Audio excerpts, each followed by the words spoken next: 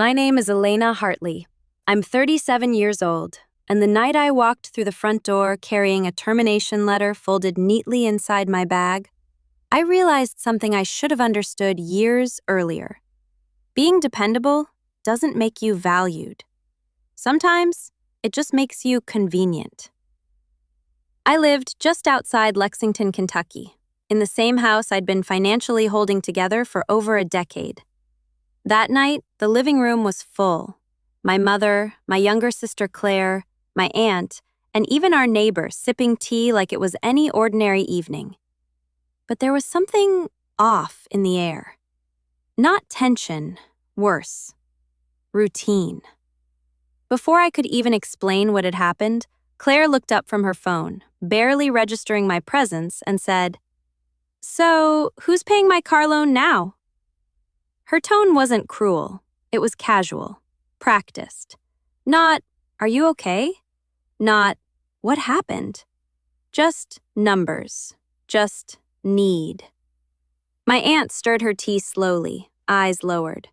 The neighbor avoided looking at me entirely, suddenly fascinated by the pattern on the rug. My mother didn't correct Claire. She simply nodded once, as if Claire had asked something reasonable, expected. And in that moment, something inside me shifted. Not loudly, not dramatically, just permanently. I should take you back a little. I had built my life from scratch. After graduating with a finance degree, I landed a job at a respected firm in Nashville, Tennessee. I worked hard, late nights, early mornings, the kind of discipline that earns promotions but quietly erases you in the process. I became reliable, predictable, necessary. Still, every month, without fail, I sent money home. At first, my mother would thank me, softly, almost shyly. She'd say, "You've always been the strong one, Elena." My father would linger in the background during calls, never asking, never refusing, just present in a way that felt like silent agreement. Then the gratitude faded. The calls got shorter. The requests got clearer. It started small, groceries, utilities. Then it grew. My father's medical insurance, the mortgage, Claire's expenses when she couldn't keep a job longer than a few months. Claire always had reasons. The manager was unfair. The hours were too much. "I just need a little time." And my mother always defended her. Not aggressively, just consistently. Like it was understood that Claire needed protecting, and I didn't. I never complained. I told myself it was love, responsibility, family.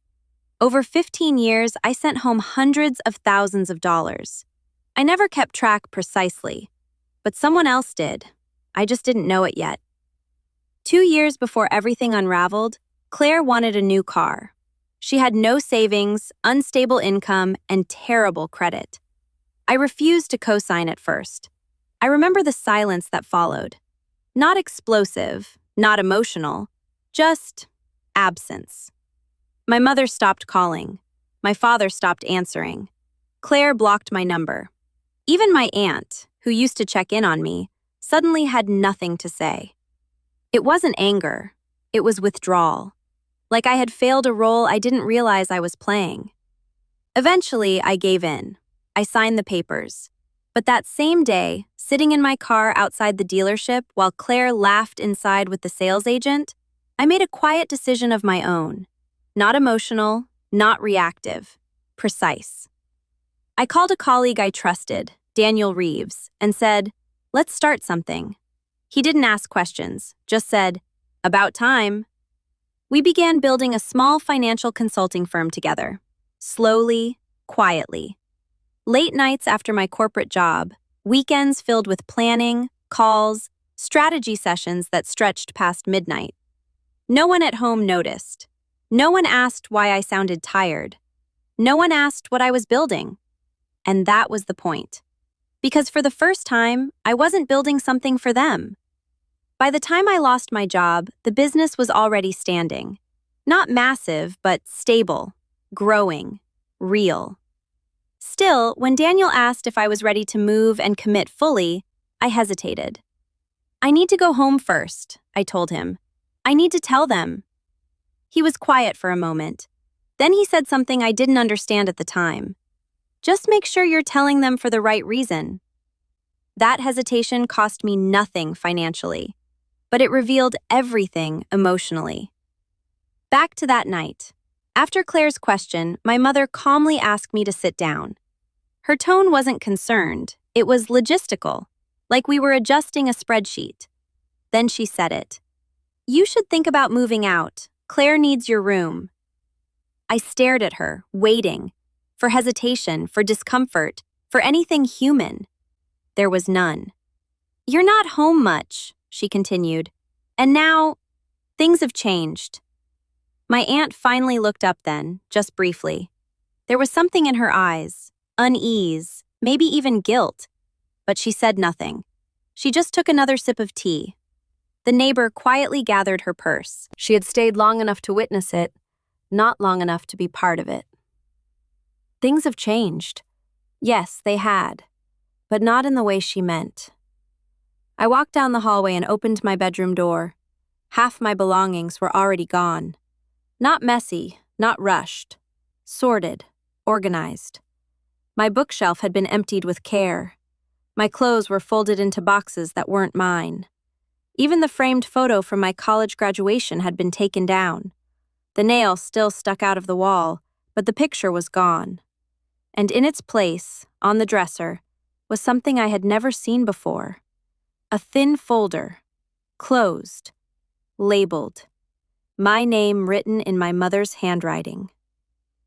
Behind me, I heard my father enter the room. He carried a cardboard box, set it on the bed, and began packing the rest of my things. Quietly, methodically. Dad, I said. He didn't look at me. Your sister needs this space more than you do, he replied. You'll be fine. You always are. You'll be fine. It wasn't reassurance. It was a conclusion. Because I always had been. Because I always fixed things. Because I always paid. I picked up the folder. It wasn't locked. It wasn't hidden. Just waiting.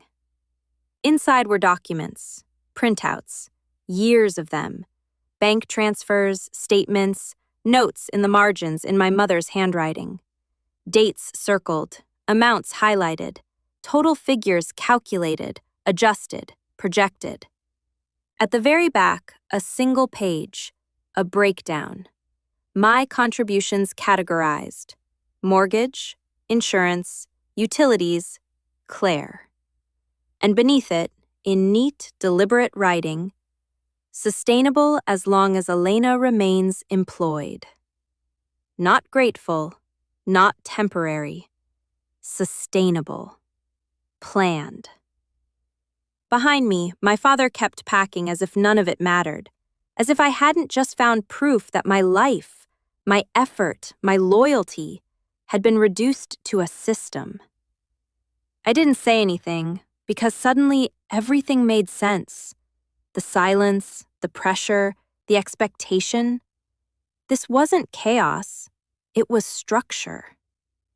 I didn't argue. I picked up the boxes they'd packed, the folder still in my hand, carried everything outside and loaded it into my car. No one followed me. No one stopped me. Because in their minds, nothing had ended.